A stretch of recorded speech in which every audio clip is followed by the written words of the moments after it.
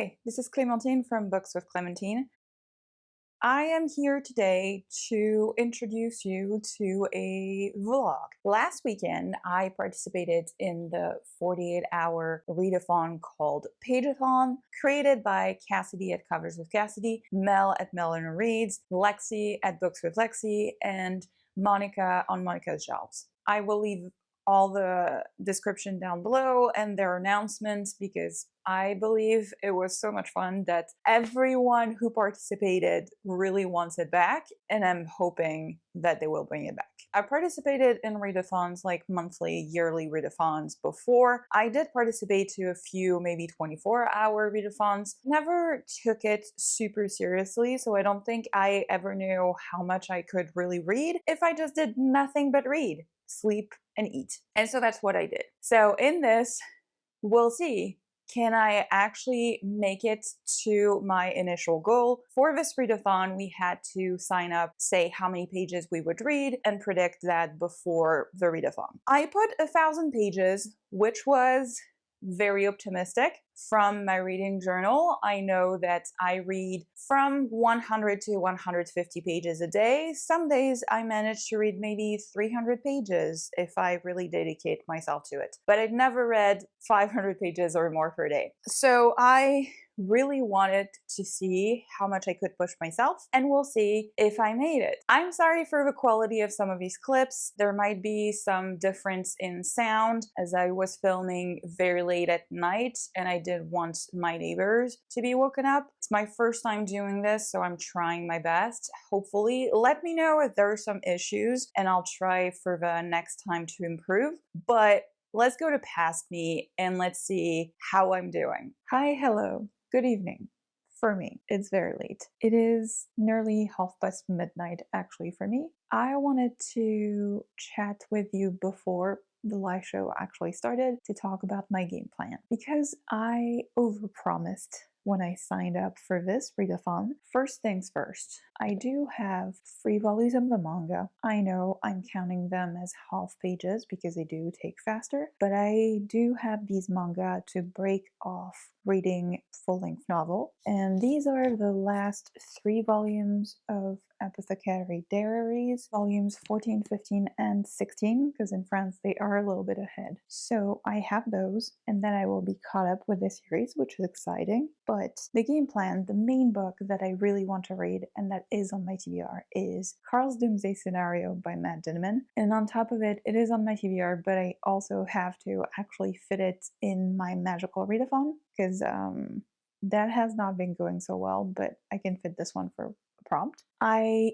could also just jump in the third book, the Dungeon Anarchist's cookbook, because I have them all on audio, and if I read all of those, I will get over 1,000 pages for sure. If I don't feel like reading 2 full books from the same author. I also have this book, The Hitchhiker's Guide to the Galaxy by Douglas Adams. So this is a book that is also on my TBR. This is the backlist book that I went to Paris and bought.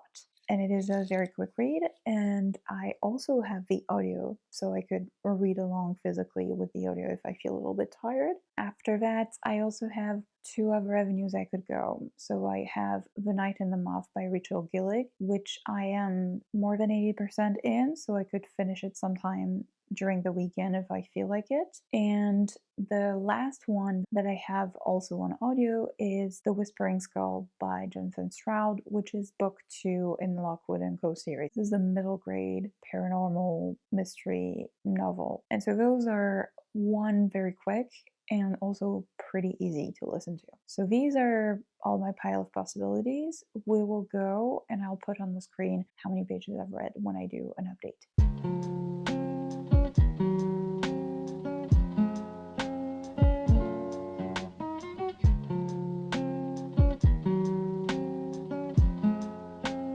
Good morning. It is then the next day, Saturday. Sorry for my voice. I just woke up and sometimes my voice is like this, especially in the spring with the allergies. So we'll work around it.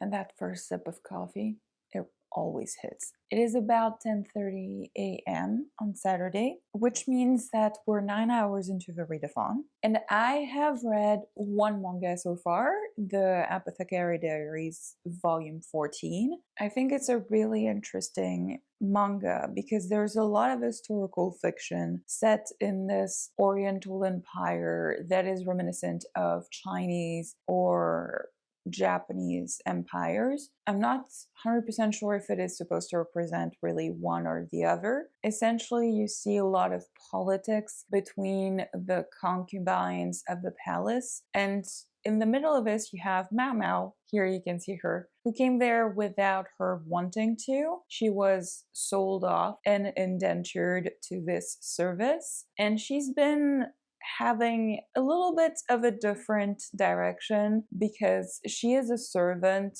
but she's had extensive learning about apothecary skills as her adoptive father is a doctor and taught her a lot about what he knows, and she's always been interested in apothecary, and she's been using those skills inside the palace to first be a taster for one of the concubines, as it is pretty dangerous and there's a lot of poison going around, and also solving a lot of mysteries along the way inside this palace. There's a lot of intrigue, there's a lot of powers at play, obviously, with the number, I think there's 6 concubines. And in this one, I wasn't sure where we were going. I'm somehow not always sure where we're going, but it's always a good time. The last thing I wanted to mention is those French editions. If you open this flap, you actually have the little kind of fun snippets. I think in the English edition you probably have them at the end of a volume, but here you have it here, and I think it's a fun kind of quirk. This was 180 pages, so it counts for half pages, so that means 90 pages. I have 910 pages to go. My current plan is to start reading. I want to finish The Night and the Moth. I know it's part of another vlog and I won't be able to give you my thoughts because I want to include them in the magical readathon vlog, but I only have like 20% to read or so of this book, so I should be done in about 2 hours, which is great. So my plan is to read that while watching the end of last night's sprints, which I couldn't get to. Maybe while I finish, get lunch started, because lasagna takes about like 40 minutes to an hour to cook. After I eat lunch, they're planning for us to have a beautiful day and up to, I think, 21 degrees Celsius. So I should probably get out of the house and walk a little bit. So if I go on a walk, I might bring you along a little bit. Close your eyes.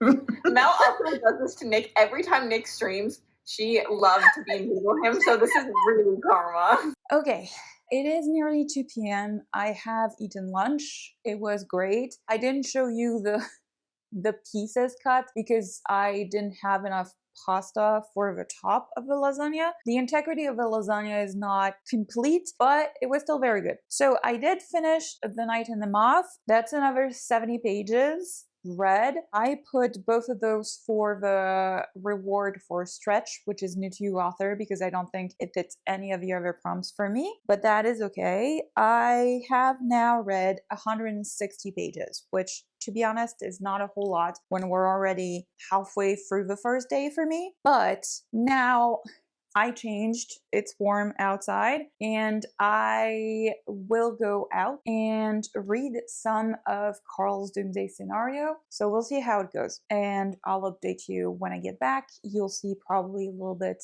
of me outside. Okay, it's now a little bit later. It's nearly 3 p.m. As you can see, I'm a little bit red because I did walk half the town. I ended up not going to the bakery. I think what I'm gonna do is I'm gonna go tomorrow morning because Sunday morning seems like a treat and really the time to go to get some pastries for me. What I did instead is I did around, you'll see a little bit the river. I went through that part and I went to the cemetery just for my great-grandmother's grave, there were some things that I needed to sort out. And I finally did that, so I'm happy about it, but I won't show it to you. For respect of the deceased people, the cemetery, you know, is a kind of private place, at least for me, so I prefer not to show it to you guys. And I went through the supermarket. I got some candy and I got some ice cream because it's really warm outside and I did not have any ice cream, so I got some if I feel like it later on as a treat, because this weekend is all about treats. But anyway, I got 3 chapters read of Carl's Doomsday Scenario while I was walking. I did have to rewind a few times because there's a lot of traffic on the road, and despite it being 30 kilometers per hour or less in a lot of places, they are very fast, so they're very loud. So I did have to rewind a few times, especially as the beginning of this book, and I think it's a common theme in most of the books later on, is as you enter this new level, they have to make choices about classes. There's information about the loot boxes, and I think for this one it's even more important because they are choosing their race going forward, their class, and everything that builds upon it. So I wanted to make sure that I got every part of the information. I have to say that it's very easy to get back into this world. I'm having a very good time, so I will continue reading this. I'll drink a little bit more because I got certainly dehydrated. So this is just water and some mint syrup. I just love that. Or I also love the violet syrup we have here. I'm gonna drink some more, read some more. I have an hour before the morning sprints for them starts. For me, it's gonna be afternoon sprint. I think for this book, since I gave 5 stars to the first book, I will put the pages towards the previous 5-star author, because also I think it was very entertaining to see the Bean Boozled happening. I'm sorry, Mel. That seemed really horrible for you to do. I'm gonna hope that others also get Bean Boozled, because I think as entertaining as it would be that one person have it, I don't wish for Mel to die, as she mentioned. Let's get to reading, shall we?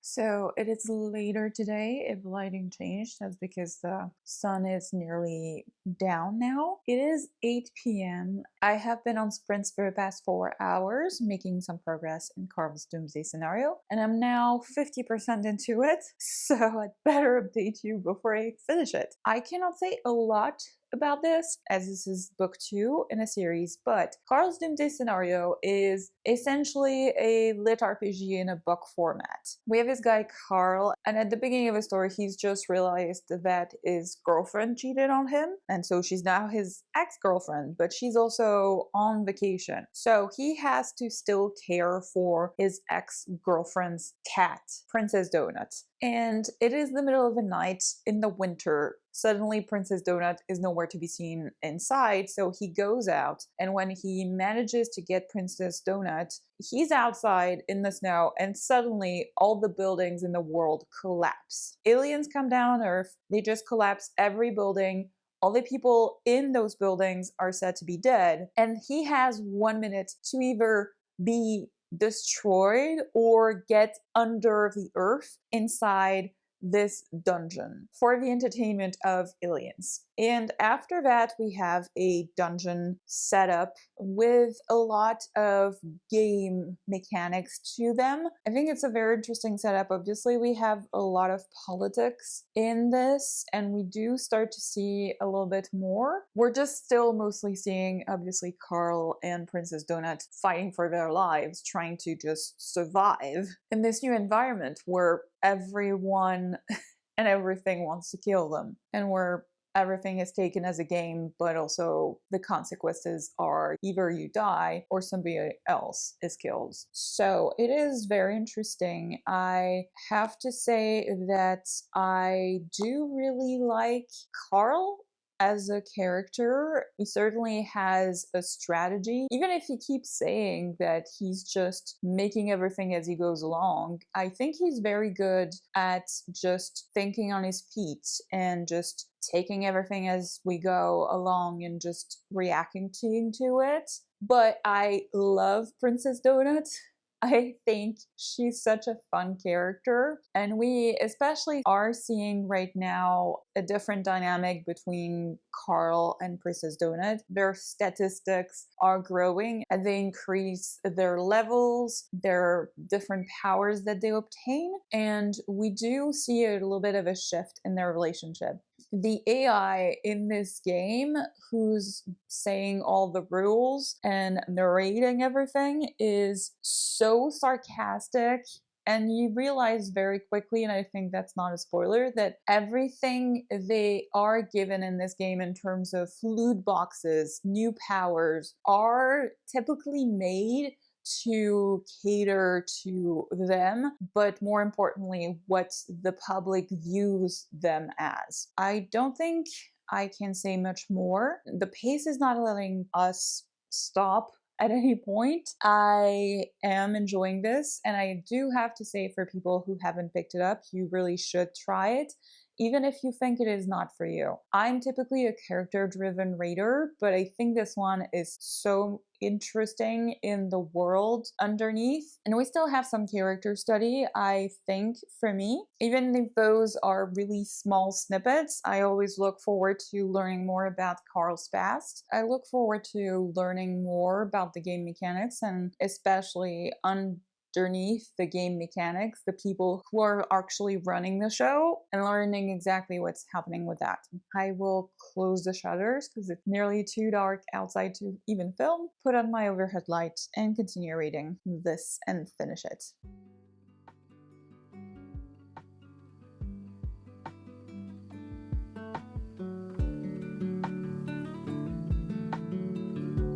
Good morning. It is Sunday, 10:30 a.m. I dressed up somewhat with some leggings, something comfortable, and I went to the bakery, boulangerie. I got a pain au chocolat, a chocolate croissant, I think you would call it, and this is an almond croissant. Yesterday, I didn't talk to you last night after 10 p.m. because I felt that it was way too hard to do another update past 1 a.m. or something like that for my neighbors, so I didn't. Important things about the first day. We're past the first day now. So, have we managed to read more than 500 pages?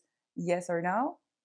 Place your bets. Yes, I have read 537 pages. I did finish Carl's Doomsday Scenario by Matt Dinniman. I have nothing more to say except, yes, the cliffhanger is real, and now I want to read the third one. So I might do that, but only after I finish the next book that I started at the end of the sprints. The Whispering Skull by Jonathan Stroud, which is the second book in the Lockwood & Co. series. So this is a middle grade mystery, paranormal, horror series about ghosts and ghost hunters. Yeah, I don't have a lot to say about that. I'm only 26 pages into it because I only read for, I think, 20 minutes, and then they switched over to another set of sprints and had like a 20 minutes break. It was already 1:30 a.m. for me when they said they were gonna go over to the next sprint, and I was like, yeah, I'll watch the other set of sprints tomorrow morning and I'll go to bed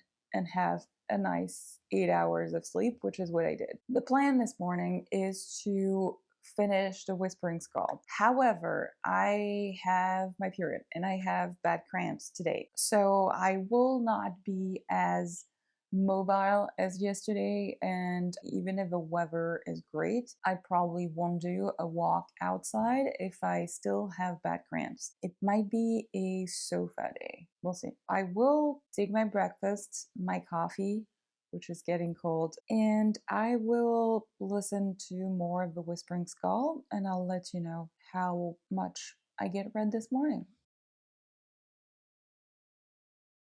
It is past 7 p.m. now for me, and I have made progress in reading, but also I've been suffering from some cramps today, so I've been a little bit out of it, and I wasn't feeling like filming before, but I have made progress. I think I'm about 73% into my book, The Whispering Skull. The Whispering Skull. I will manage to say it. I'm 322 pages into this book.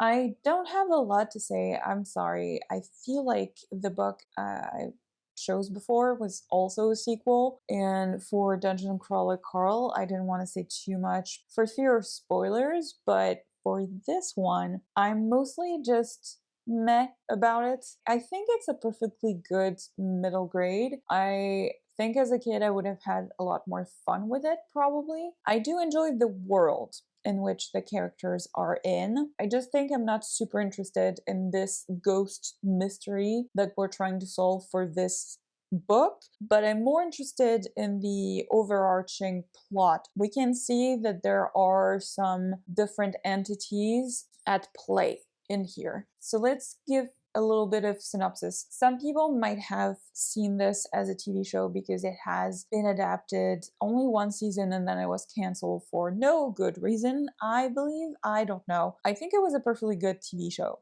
and I wish it would have been more than this. The TV show is called by the name of the series Lockwood & Co. But in this world, an event happened about 50 years before, and the nights are no longer safe. Ghosts have been roaming during the night. The problem is that the only people who can see or hear ghosts or do anything about it are younger people. As soon as people age up to become adults, they lose those abilities. So it's really important to have some kids or teens to help you out for ghost hunting purposes. And so we follow Lucy, who's coming to, I think it's London, in search of a job in a ghost hunting agency. And she's going to the biggest academy for ghost hunters to try and pass their exam and get in there. Some things happen, which I'm not going to get too much into it. If you want to read the first one, I want to figure out what happens exactly. But she essentially doesn't get this job that she first wanted. She does manage to find a job in a very small agency, which had, before she arrived, 2 employees, and she is at first really put off because the interview that she has is with 2 teenagers. The head of this agency, Anthony Lockwood, is a kid. He's still a kid.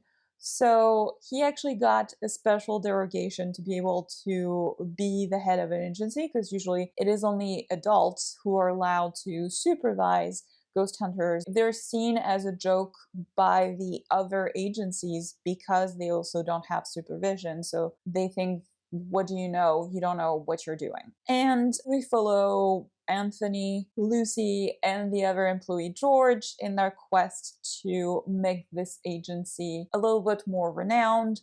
And they encounter a lot of ghosts and mysteries along the way. And maybe some people underneath it all who are using those ghosts as a way to get more power. I think I'm having a decent fun with it. I think I would have had more fun if I hadn't seen the TV show, because with this second book, we're still following a mystery that I have seen in the TV show already, but I'm assuming as we go along, that will not happen anymore if I continue with the series. I think I'm also interested in knowing more about the head of this agency, Anthony Lockwood, and his past, because he seems very closed off for now and not talking about it at all. And like Lucy, I want to know what's happening. So I will buckle up and finish it. Probably take a break for dinner. I do have some rice salad already on the go, and stay warm and just relax.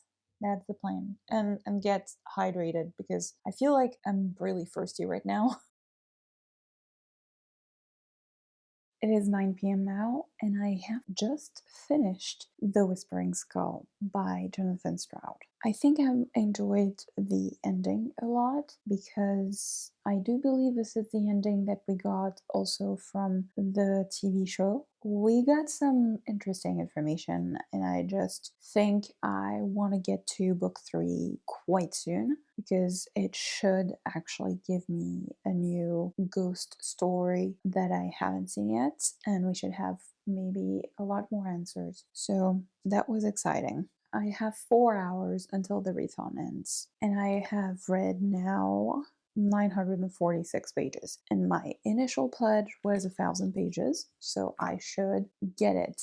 But the question is now, I have 4 hours left, so I could definitely just take it easy and read just 2 mangas and be done with it. But I thought what I could do is try and challenge myself. And we'll see with each other if we can do that or not. If I can't, then I guess you'll see me tomorrow either way, to tell you that I failed or to tell you that I needed to extend a little bit to give you my full thoughts on the book and to extend the vlog. I think the plan is that I want to try and read this whole book. The audiobook says 6 hours, so that means 3 hour with a 2 time speed, and reading immersively, I can definitely do that if I manage to concentrate. But we'll see how chatty we are with the breaks, etc.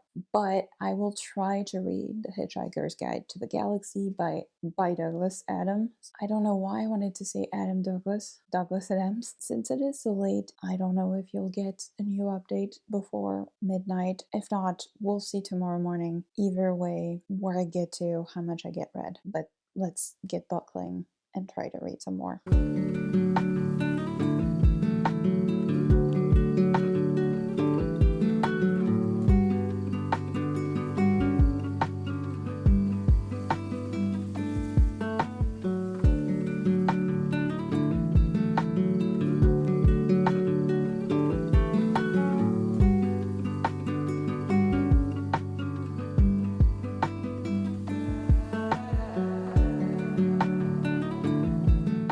Okay, and now we are Monday. This is the next day. The readathon is over and I had some rest. I did want to do a clip to tell you how it actually went at the end of it, but I was really wiped out. I was really tired. And also it was 1 a.m., so I didn't want to wake up my neighbors by chatting to you guys. So here it is. Did I finish The Hitchhiker's Guide to the Galaxy by Douglas Adams? Yes, I did. I finished it about 45 minutes before the end of the readathon. Before the final sprints, I had 10 more pages to read. The last 45 minutes of the readathon, we did the last sprints. I did read this for maybe 10 minutes.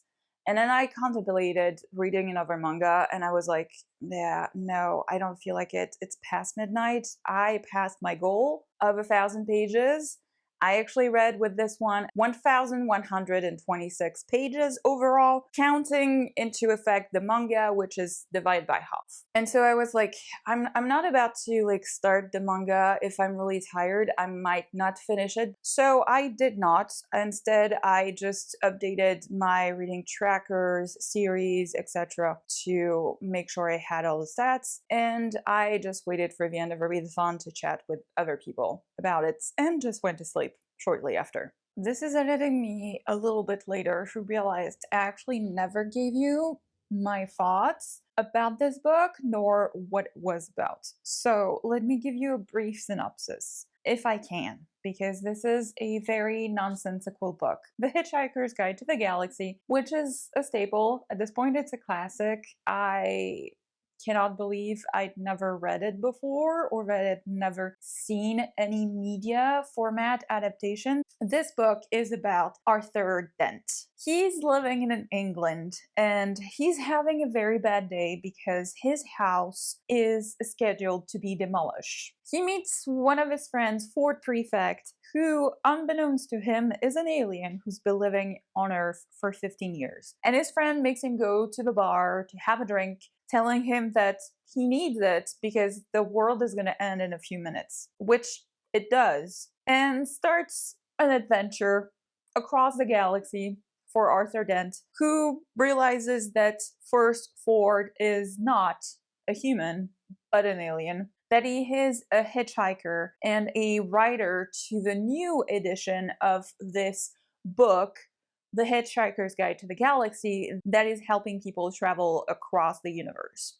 What can I say about this book otherwise? It is very nonsensical. It works a lot with humor, but also with improbabilities. There's a lot of irony in this book too. I have to say one passage actually was very interesting to me with the police that we see at some point. They're an alien police, but they react very much the same way that a human police would. And you have this very nonsensical conversation between the two of saying, But why are you shooting at us if you don't like shooting at us? But what are we gonna do? We just shoot. Let's just shoot some more. So I think that with when this book was published, there's a lot of social commentary too about the effectiveness of police, of the government, and I will also say the place of human in the world as a whole. I won't say more because if I said that would be a spoiler, but I had a lot of fun. I think it's a really short book and it's not that hard to read. I do want to mention, if you're reading the audiobook, that some things have been changed, at least in this edition that I have. For example, they changed ballpoint to biro, and I don't know if it's because they changed between the UK US editions or if they were not able to use some trademark brands anymore. At some point, for example, they changed plexiglass to another word, things like that. But otherwise, it's a decent audiobook. I'm happy to continue. I have heard that this book is the best one of the series, but if all the books are this short and this easy to read, I'll probably continue reading them. I also think that it's one of these books that I don't need to read very quick one after the other, at least for now, so I'm happy to wait a little bit. You might have seen me also with the clip that you have before. You have seen my first reactions of reading just, the first couple pages of this book. I was already entertained. Endorsement for me. Probably 4-star. I'll have to run it for Copile, the rating system I use. And now we can go back to past me, but still Monday, to wrap up this vlog. So this is what I read physically. I know it doesn't look very impressive, but what I read overall. So I read 180 pages, which is divided by half, 90 pages, for The Apothecary Diaries, volume 14. After that, I went on to read the last 70 pages that I had to read, The Night and the Moth by Rachel Gillig. That was on Saturday morning. And the rest of Saturday, I read the entirety of Carl's Doomsday Scenario by Matt Dinniman. Before I went to sleep on Saturday, I did start The Whispering Skull by Jonathan Stroud, which I finished on Sunday afternoon. And finally, I read The Hitchhiker's Guide to the Galaxy by Douglas Adams, which totals to, if my math is correct, to 1,126 pages. So yay, I read more than 1,000 pages. Did I think I could do better? I really didn't do a whole lot apart from the readathon. I really didn't have any other events, anything else. So I don't think I would do a lot better. I don't think I can double my goal anytime soon, but we can see. I had so much fun. I think I want to try do one by myself without any reading sprints or anything. Maybe do a 24-hour readathon or something like that and see how it goes, and I can bring you along. Thanks again to all the hosts for the readathon. I had so much fun. It was like I was joining a slumber party for 48 hours, and I just loved it. We saw all the pets from the hosts, and I loved having that, which is why I use a lot of the pages towards the pet treat reward. But I unexpectedly also had a lot of fun with the Bean Boozled challenge that they were doing. So I might admit that I was a little bit meaner than I intended, and I actually did put some pages towards this Bean Boozled challenge. So yes, I'm sorry. With this, I'll stop rambling, get back to reading, and I'll see you in the next one.